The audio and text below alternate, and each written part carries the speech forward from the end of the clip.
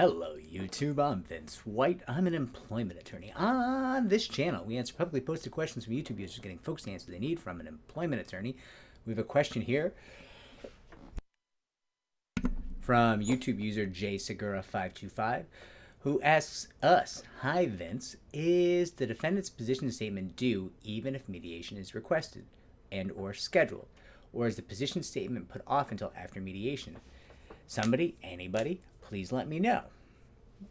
So generally speaking, and listen, different mediators, different investigators can say different things at the EEOC, right? You get some variance from investigator to investigator. So I'm going to give you a generality that's usually true, but just be aware there's investigators who are going to potentially say something different sometimes.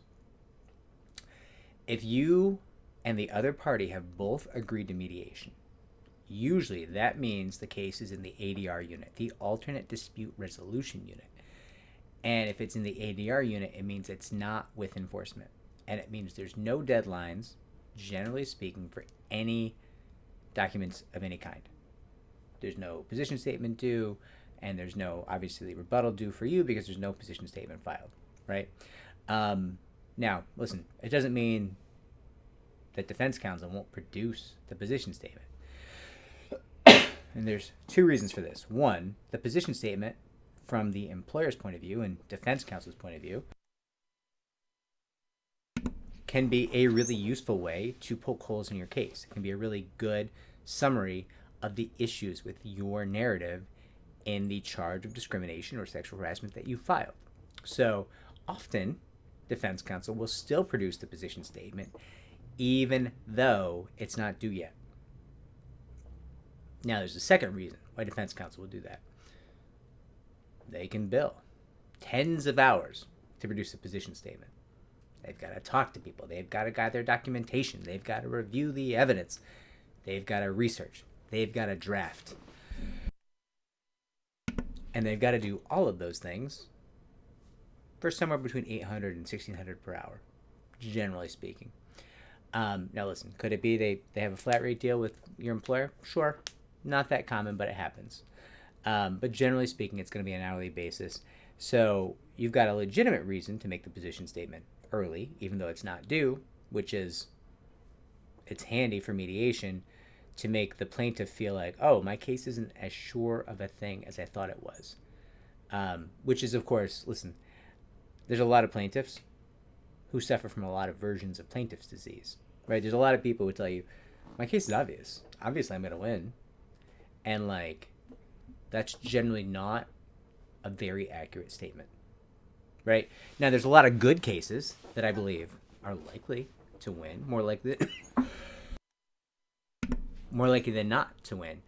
But very few, I would never use the phrase slam dunk. I would never use this phrase sure thing. There are no sure things in this field. But there's also there's very few mostly sure things. Like, you might feel very confident. Like, oh, of course, I'm going to win. I'm the best. I'm the brightest. I got all the facts. We got the best facts, right? But a good position statement can be like, you got some good facts. You got some good facts. I can't say you don't have some good facts. We got some facts, too. And maybe some of your facts aren't so true. Or maybe your facts are true, but maybe I'm going to take a crack at proving they're not. Like, it's your word against Jake over here. Jake says you're a liar. Jake might be sincere. Jake might actually think you're a liar. And now, all of a sudden, Jake's a problem. Because Jake's going to start testifying that the stuff you said in your charge just flat out didn't happen, or it didn't happen the way you said it happened. Is that necessarily going to win the case? I don't know, but it introduces risk. And risk makes people reasonable at mediation, right?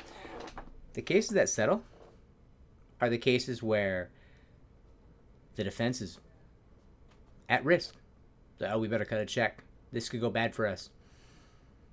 And so too, the plaintiff is, I don't have a sure thing here. Like, I got a strong case. I got a solid case. I got a valuable case. But it could lose. And if it loses, I get nothing. and if I paid an attorney, I'm out that money. Well, I guess maybe I can at least consider settling, right? I mean, I can think about it. And what do you have? You got a defense counsel and an employer worried about risk.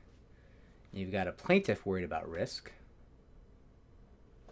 Sounds like you might have two reasonable parties going to a mediation, having a conversation about getting this case done. And everyone's going to be a little bit reasonable because everyone agrees they're not too sure what's going to happen, right? So, the position statement, you might see it. You might get a courtesy copy of it, right? Certainly a lot of plaintiff's attorneys will send early courtesy copies of filings even before they file, right? Like, hey, this is what I'm going to file. If you want to talk about giving my client money, you can, but you're on notice, so any evidence you destroy now is going to be construed against you. And do you really want this filed? Right? That's the plaintiff's play. That's what we do. The other side of that coin is, here's my early position statement. I just felt like you should know the plaintiff's case is not as clear-cut as you seem to believe, right? And sometimes they're mistaken. Sometimes I read that position statement and I say, don't care. You're just talking. It's full of nonsense. We got this. Other times I'm calling up my client. I'm like, hey, why does Stanley say that you kept a stack of voodoo dolls on your desk with people's names on them? Why does Stanley say that? You didn't tell me that, right? Not unheard of, right? Like, there's surprises in every case. And they can introduce risk. They can introduce doubt. They can make you less likable, right? I mean, it's not a terrible argument. Like, oh, this guy made dolls of human beings and, like, put people's names on them and then did mean things, violent things to the dolls. Is that true? Did you do that? I mean, what is the jury going to think about you? Why did you do that? What was the point? What, you didn't want to tell me about it? Like, you see what I'm saying? Like, obviously I'm being silly here. I'm being silly. And obviously we're talking about a nonsense thing from cartoon shows, not like anything tied to any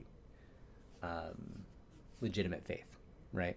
Like, there's the way voodoo dolls are treated in cartoons are not, they're not tied to any legitimate faith. Now,